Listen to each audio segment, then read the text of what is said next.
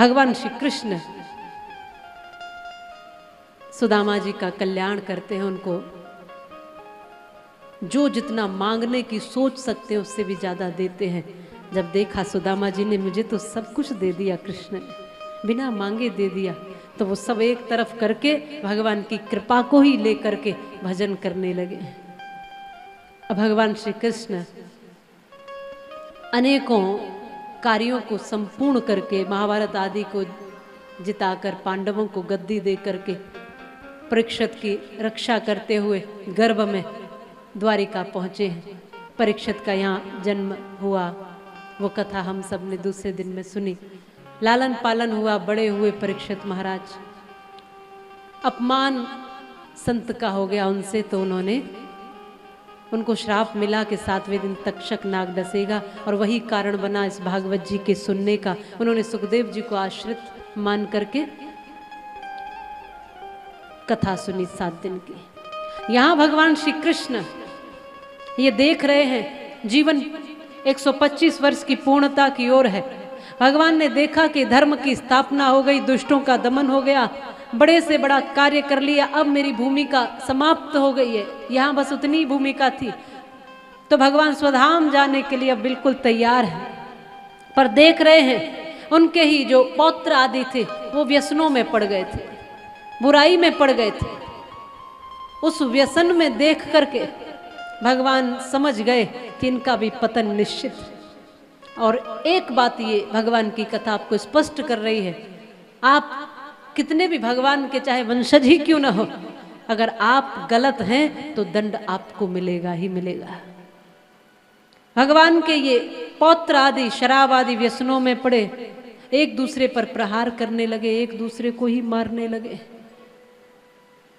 भगवान ने देख लिया यदि वंशियों का पतन होना है, क्योंकि आपका पतन कोई और नहीं, आपका अहंकार ही कर देता है।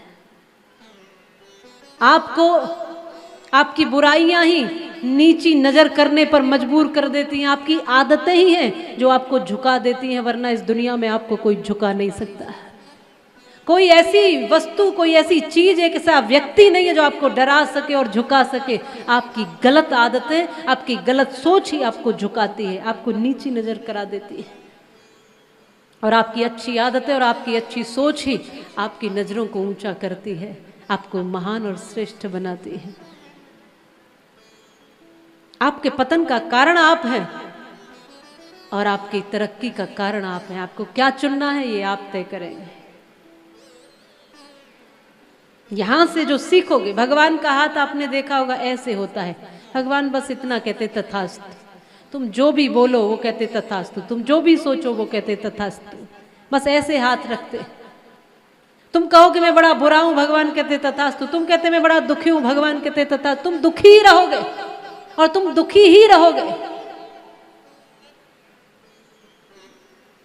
और तुम कहोगे कि मैं बहुत सुखी हूं, मैं बहुत प्रसन्न हूं, भगवान तुम्हें वही प्रसन्नता बांटते चले जाएंगे। तुम अपने आसपास का वातावरण खुद बनाते हो। इसलिए अब से एक प्रण लेना, सकारात्मक चिंतन होगा, श्रेष्ठ चिंतन होगा, किसी की आलोचना निंदा नहीं होगी इस वाणी से। इस वाणी से होगा तो बस कीर्तन होगा और भगवान का धन्यवाद होगा। अच्छी बातें निकलेंगी इस वाणी से। इन कानों से मैं अच्छा सुनूंगा, कोई कितना भी कुछ भी बुरा सुनाता रहे मैं सुनूंगा ही नहीं। इन कानों से जब भी सुनूंगा श्रेष्ठ सुनूंगा। इन पैरों से चल के अच्छी जगह ही जाऊंगा। इन हाथों से कुछ भी करूंगा तो अच्छा करूंगा। ये अपने आप में स्वाभिमान रखना। हम कहते हैं फकीर वो फकीर क्या जिसका दिल अमीर ना हो, और अमीर वो अमीर क्या जिसका दिल फकीर ना हो।